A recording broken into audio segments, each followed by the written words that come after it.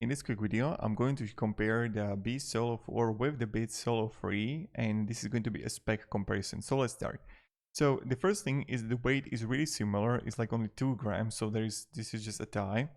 Then you're gonna have driver size. I couldn't get it for Solo3, but for Solo4 is a custom built 40 transducers. Then you're gonna have frequency response.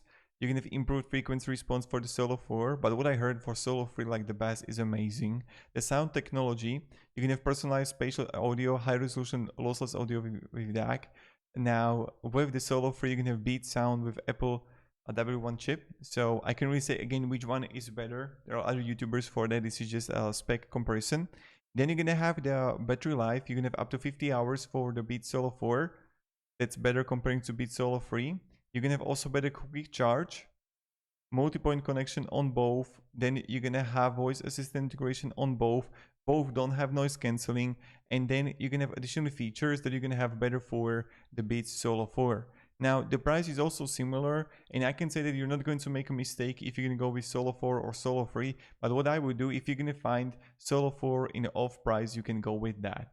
So this was just a quick and effective video for you about what are the differences, and I hope it gave you a little bit of value. Have a great day and goodbye.